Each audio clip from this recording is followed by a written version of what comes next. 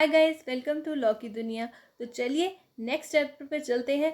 But उससे पहले please थोड़ा सा अप्रिसिएशन दे दीजिए। Subscribe to my channel, like and do share.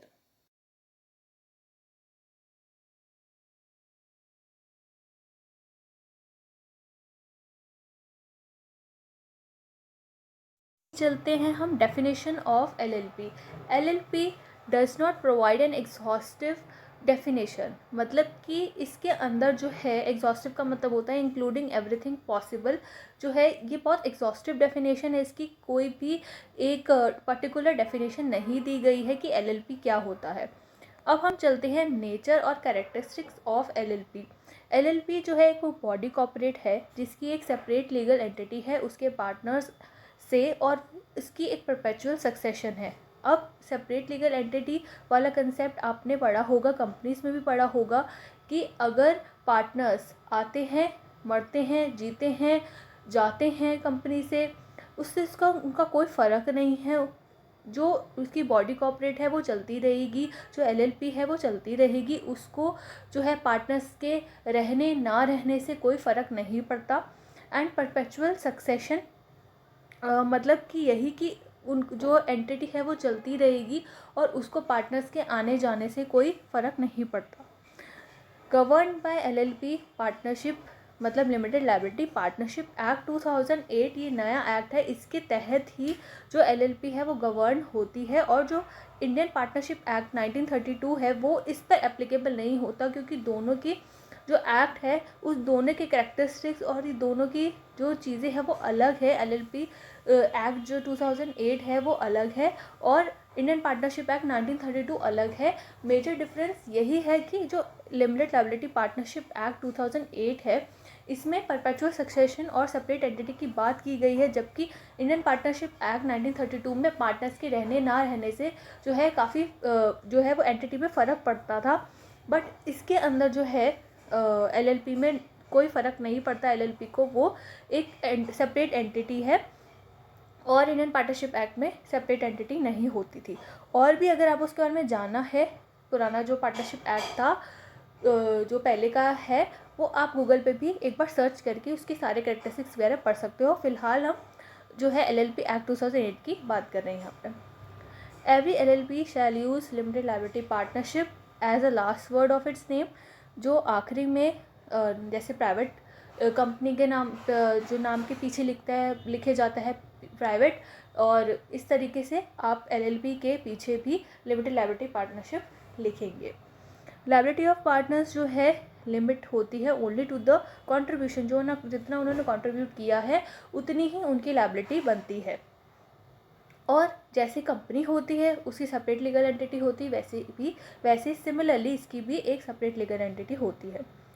अब अगर एलएलपी बनी है डिफ्रॉड करने के लिए, फ्रॉड करने के लिए, ठीक है, क्रेडिटर्स को या फिर किसी भी फ्रॉडुलेंट पर्पस के लिए, तो लायबिलिटी जो है उन पार्टनर्स की जिनको पता था, ध्यान दीजिएगा, उन पार्टनर्स की जिनको पता था इसके बारे में, उनकी अनलिमिटेड हो जाएगी। लेकिन जिनको इस फ्रॉड के बारे में नहीं पता था कि उनके कंपनी में फ्रॉड हो रहा है, क्रेडिटर्स के साथ कुछ ऐसी चीज़ हो रही है, उनको नहीं पता था, तो उनकी लायबिलिटी लिमिटेड रहेगी एलएलपी में।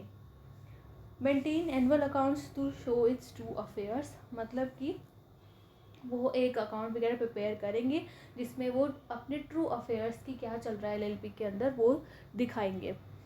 अब हम देखते हैं कि हमें अकाउंट्स प्रिपेयर करना है एलएलपी में, सॉल्वेंसी रिपोर्ट फाइल करनी है आरओसी के साथ, और फिर एमसीए जो है वो भी, जो एमसीए होते हैं वो एक बॉडी है जो गवर्नमेंट ने बनाई है, जो कि जो कंपनीज वगैरह को जो है वो रेगुलेट करती है, और वो जो है इन्वेस्टिगेट कर सकती है एलएलपी के कोई भी मैटर के अंदर। अपॉइंट करेंगे एक इंस्पेक्टर को अगर उनको लगता है कि कुछ मिस चीज़ें, कुछ फ्रॉड हो रहा है या फिर कुछ मिसगाइड कर रही है कंपनी लोगों को, या कुछ भी अगर उनको ऐसा लगता है, तो वो उनके पास जो है वो हक है कि वो जो इन्वेस्टिगेट करवा सकती हैं अफेयर्स के अंदर, कंपनी के जो चीज़ें हो रही हैं पूरा उसका कत्था चिट्ठा निकाल के वो उनके ऊपर केस वगैरह फाइल कर सकती है। अब आगे चलते हैं आप वॉलेंटरली या फिर ट्रिब्यूनल, जो कि हम इस चैप्टर के एंड में पढ़ेंगे, उससे जो है वो LLP वाइंड अप हो सकती है, या फिर वॉलेंटरली या फिर ट्रिब्यूनल, मतलब कि कोर्ट बंद करेगा, या फिर आप खुद जो है वो कह सकते हैं कि नहीं अब हमसे नहीं हो रही LLP, हम बंद करना चाहते हैं। अब firm, private company, unlisted company, public company जो है, अनलिस्टेड पब्लिक कंपनी, ये सारे जो है कन्वर्ट हो सकती है LLP के अंदर। ये कन्वर्जन ऑफ LLP के अंदर हम पूरे एक सेपरेट टॉपिक के अंदर पढ़ेंगे। अब हम चलते हैं एडवांटेज ऑफ LLP। देखिए बहुत सारे एडवांटेज है LLP के अंदर। अब ईजी टू फॉर्म है, जैसे कंपनी होती है तो वो बहुत मुश्किल होते हैं कंपनी बनाना, हमें बहुत सारी फॉर्मेलिटीज़ पूरी करनी पड़ती है, but unlike company it is easy to form an LLP। Liability की बात करें तो लिमिटेड लायबिलिटी होती है, बट अगर फ्रॉड वगैरह हो रहा है, क्रेडिटर्स के साथ कुछ गलत हो रहा है और किसी पार्टनर को उसके बारे में नॉलेज है, तो सिर्फ उसी की लायबिलिटी अनलिमिटेड होगी। परपेचुअल सक्सेशन मतलब कि not affected by death, insolvency, retirement of any partner. Management जो है पार्टनर्स ही ऑफ कोर्स ही बात है कि मैनेजमेंट की पोजीशन पे होते हैं, बट अगर हम कंपनी देखें तो उसमें डायरेक्टर होते हैं, हर एक लेवल पे अलग अलग लोग होते हैं जो पावर में होते हैं, और शेयर होल्डर्स वगैरह भी अलग होते हैं। सब कुछ एक पूरा प्रोसेस होता है, उनकी पूरी एक हायरार्की होती है, बट जो मैनेजमेंट है LLP की वो सिर्फ पार्टनर्स ही करते हैं। टैक्सेशन जो है उसकी बात करें तो LLP जो है वो डिविडेंड डिस्ट्रीब्यूशन टैक्स उनको पे नहीं करना पड़ता, अनलाइक ए कंपनी। और जो ट्रांसफरेबिलिटी है वो कंपनी में जो बात करें तो शेयर्स वगैरह से हम ट्रांसफ़र करते हैं। और अगर हम LLP की बात करें तो इजी ही है एडमिट करना, पार्टनर्स को लीव भी कर सकते हैं, और ओनरशिप वगैरह भी ट्रांसफ़र आराम से वो कर सकते हैं LLP के अंदर। जो ऑडिट है वो कंपलसरी नहीं है, लेकिन कंपनी में देखा जाए तो बहुत ज़्यादा ऑडिट ज़रूरी है, बट अगर टर्नओवर, सिर्फ अभी टर्नओवर की बात की जा रही है, 40 लाख से ऊपर जाता है और कंट्रीब्यूशन बाय पार्टनर्स 25 लाख रुपए से ऊपर जाता है किसी भी ईयर में, तो ही जो है आपको ऑडिट करवाना पड़ेगा अपनी LLP का। फ्यूअर कंप्लायंस जो है वो रिक्वायरमेंट ज़रूरी है, कंप्लायंसेस वगैरह जो भी गवर्नमेंट को हमें टैक्स भरना होता है, या फिर टाइम टू टाइम हमें चीज़ें सबमिट करनी होती है, वो इसके अंदर कम होता है बजाय कंपनी में। फ्री टू ड्राफ्ट एग्रीमेंट, हम ऑफकोर्स ही बात है एग्रीमेंट्स वगैरह इसके ड्राफ्ट करेंगे, इजीली हो सकता है, वाइंड अप भी इजीली हो सकता है, बट कंपनी में बहुत मुश्किल होता है वाइंड अप करना, क्योंकि आपको क्रेडिटर्स का फिर पैसा देना पड़ता है, फिर आपको हर चीज़ का सेटलमेंट करना पड़ता है, फिर आपको नोटिस देने पड़ते हैं, तो वो एक बहुत लेंदी प्रोसेस है, और ये थोड़ा सा इसमें काफ़ी ईज हो जाता है।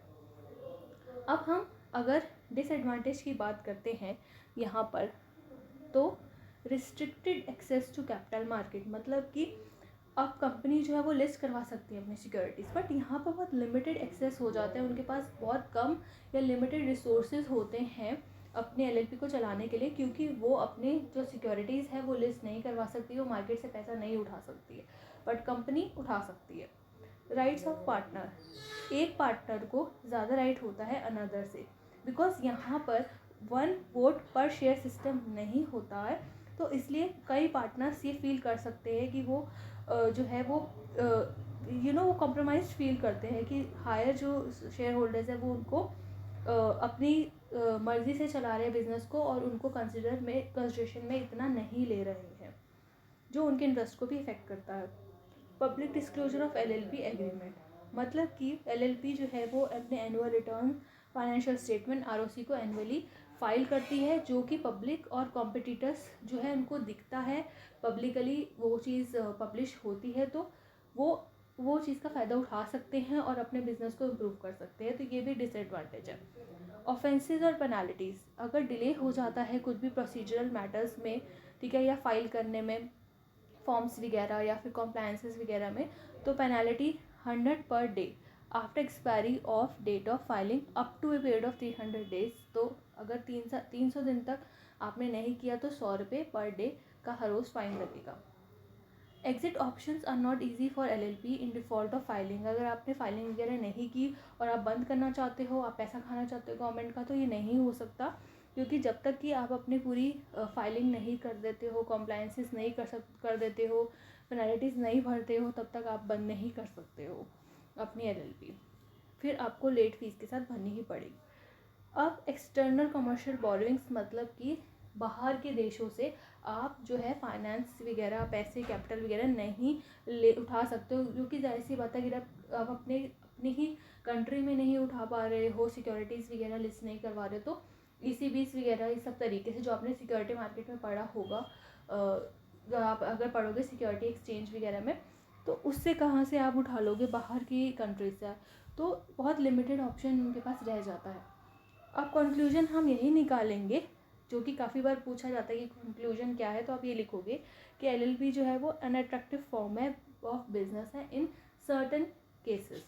सो अभी तक जो है हमने यहाँ तक पढ़ा है।